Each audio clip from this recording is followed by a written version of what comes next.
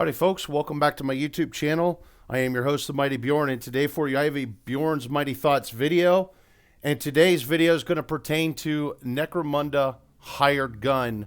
I just seen this trailer for this game literally less than 24 hours ago, and I was so intrigued by what I saw in the trailer that I would actually take a chance and pre-order the game. Now understand folks, I actually do like Space Hulk Deathwing Enhanced Edition, although understand I got the game years after it had been out, and there's been a lot of patching and stuff done to the game, so I didn't have a lot of the issues and problems that Space Hulk Deathwing had when it had come out, and I enjoyed it for what it was as a slower pace first-person shooter game. Not the best game in the world, but for considering I spent like $30 for it, and I got Warhammer Vermintide 2 for $30 as well with the game, you know, I felt I was quite pleased with the deal I got. I'll put it that way. And I did put quite a few hours in Space Hulk Deathwing. Now that being said, I saw a trailer for this, and I am on the Focus Interactive Discord. I've been seeing some talking about this. This game actually more or less came out of nowhere, and things are starting to buzz about the game a bit.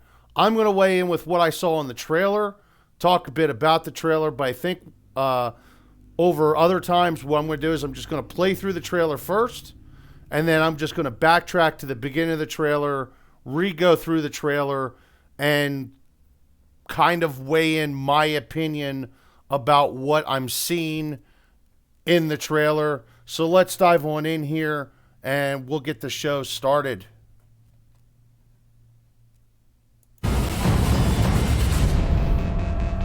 This city's warped.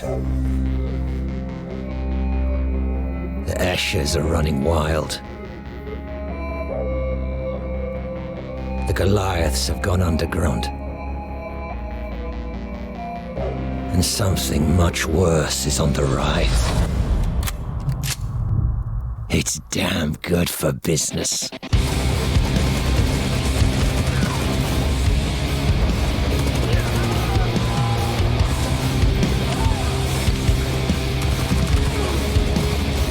Don't take it personally, friend. There are only three things I trust in this life. The money, my Mastiff, and my autogun.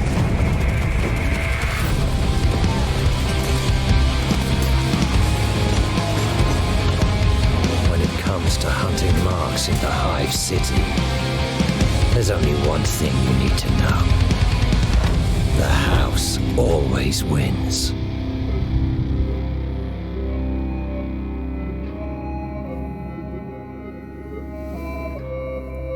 Okay, and that pretty much covers the trailer. So let's back this up here, and I'll actually, turn the cam on so I have someone I'm actually talking to, or feel like I'm talking to someone.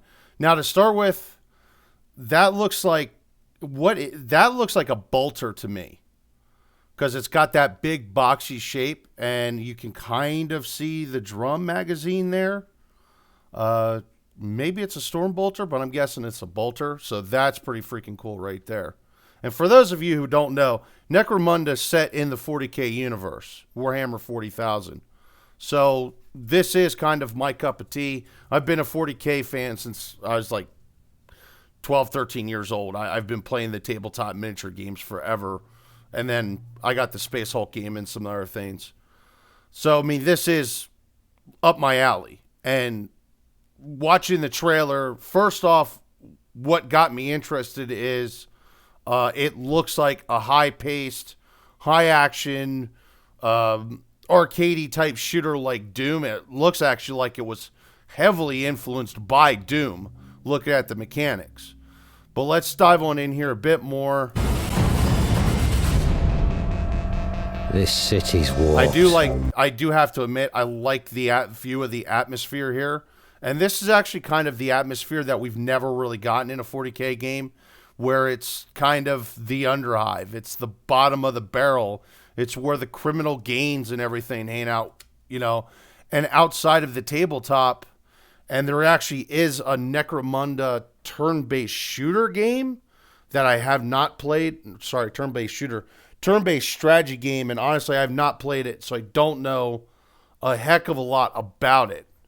But I do like the look of the Underhive that they have here, that they show.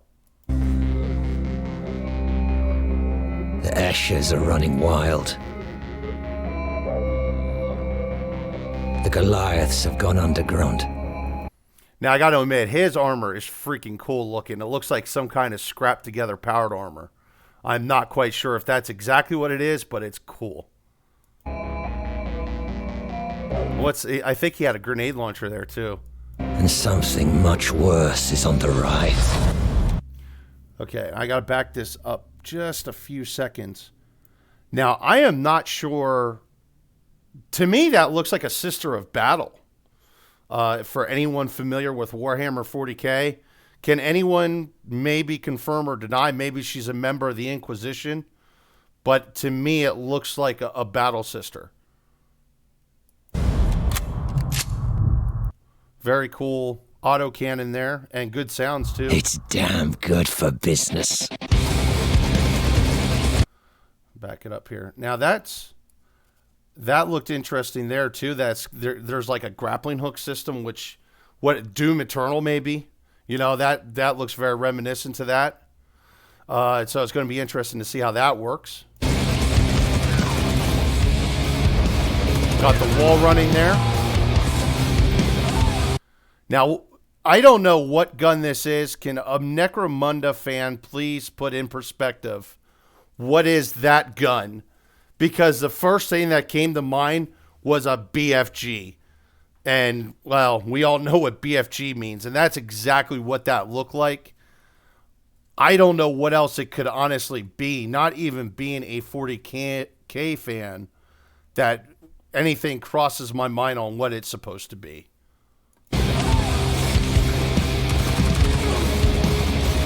Got a double barrel, looks like almost like a double barrel super shotgun. Don't take it personally, friend. There are only three things I trust in this life. The money, Now, the Mastiff here, and that looks like a freaking orc power jaw, to be honest. But the Mastiff here looks awesome. And from what I understand, there actually is going to be mechanics to use the Mastiff during gameplay. So that's going to be freaking cool. And that will definitely set this apart from Doom. If there's some way that you can deploy the dog on people. And come on, dude, that Mastiff looks badass. Mastiff, and my autogun.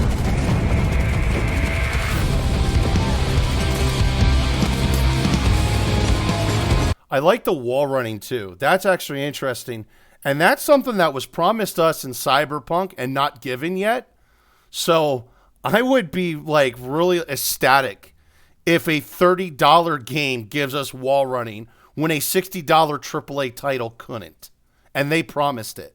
When it comes to hunting marks. Now, it looks like there's also going to be some kind of quick kill mechanic or a glory kill mechanic. I don't know how that's going to work out, but once again, I love that kind of stuff. I just hope it's not going to be overly used because like with Doom, it seemed like you were doing it quite often to get health and ammunition and stuff. So I kind of hope that's not going to be the case. The Hive City. There's only one thing you need to know. Now, what is this thing? Once again, 40K people or Necromunda people, what is this thing? It looks like a freaking dreadnought from 40K. I mean, it could be. I never would have imagined like some kind of criminal organization having a dreadnought, but damn, a dreadnought. Damn. The house always wins. So, I mean, there you go, folks. That's my thoughts about it. It honestly, to me, it looks really good. I'm actually quite excited about it.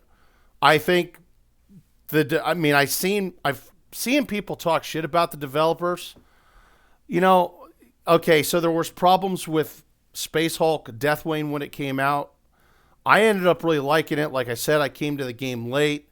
Another game I have from Focus Interactive as well. That's who the developer is. or actually I think that might be the publisher, is Jurassic World Evolution, which I also felt was really good for what it was. So I actually don't have any, per se, with what I saw. I don't have any doubts. I think what they're actually trying to achieve is actually pretty easy, which would be a high action arcadey shooter that's decent. It may not be top shelf kind of stuff, but I mean, first person shooters, we had Space Hulk Deathwing, and the only one I could really remember before that is Warhammer 40,000 Tau Fire Warrior, which Fire Warrior was utter shit. Looking back at it now, it was really bad. Space Marine was really good, and I've heard a lot of people talk about Space Marine, but Space Marine is a different animal than this is. First off, Space Marine is also a third-person shooter, not a first. So I don't feel it should be in the comparative realm. But it was a different animal for its time. And it turned out to be a really superb game that people still talk about now. But so there you go. It comes out June 1st. You can pre-order it now on Steam. They actually have it. It's $33 right now on Steam. $32 or $33 on Steam. I can't really open my Steam at the moment to go look. But as you can see, it's going to be PlayStation 5, PlayStation 4, PC, Xbox X, and Xbox One. So it's going to be on previous gen consoles as well as next gen consoles, which gives me the impression that this game is not going to be extremely demanding. You're not going to need a top shelf gaming PC to play this game. That being said, with what I saw there footage-wise, and going by what they have here for the list of consoles, I don't think you're going to be able to play this on a toaster. You're going to need at least a semi-decent, competent rig. That's really all I got, folks. So there you go. Hopefully you all enjoyed the video. Thank you very much for tuning in, and have yourself a great day.